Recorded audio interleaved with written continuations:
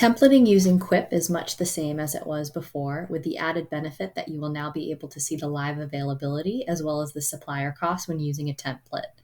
What this means is that you can now go ahead and price an itinerary within seconds using a template of your choice. To demonstrate this, I'm going to use another itinerary that I've built for February of 2022 as an example. In Builder, I'll just show you quickly that you can see I have all of my services loaded in here, and they each have an associated cost with the API. So everything is costed besides the on-request services that are just at leisure. My step will be to go ahead and copy this version number. I'll then go to my current itinerary, which is for December of 2021, go to my Builder after I set up my primary locations, and insert a template. Now, if this is my itinerary, I can leave myself as an owner. They're always going to autofill to yourself. However, if this is somebody else's itinerary that you'd like to use, all you have to do is X that out, and you can either leave it blank or you can search for them there.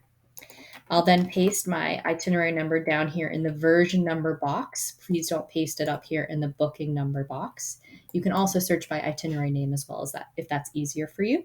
Or alternatively, once you start building up your itineraries, you can also search by the start date, end date, and a host of other filters to make it easier for you.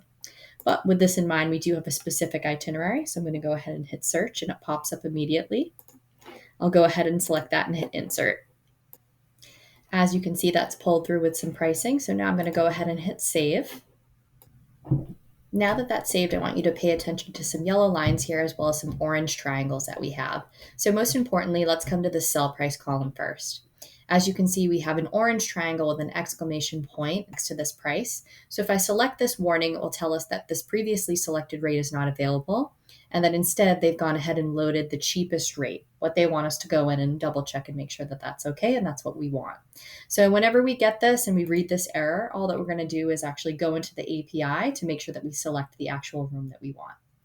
So what we'll do is we will click the pencil in the price category and click the pencil again to get to the API for this specific product. Now you can see that we're in the API only for this specific hotel, which is exactly what we want. And you can see that what first autofills is all of the on-request options, but we want this to be API. So I'm just going to go ahead and click the status so that I can see all of the available API first. And then I want to go ahead and select whatever room works best for me. So I'm going to do the Stay Well Grand to Queen.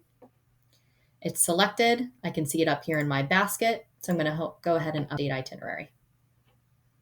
As you can see, that yellow triangle has now disappeared and it's updated the price for me, as well as removed the triangles for the pickup and drop off locations, as it's now updated to the specific hotel. You'd then go ahead and repeat the process for all of the other yellow triangles that you have, hit save, and you have your entire itinerary costed, priced out with live availability within just a few moments.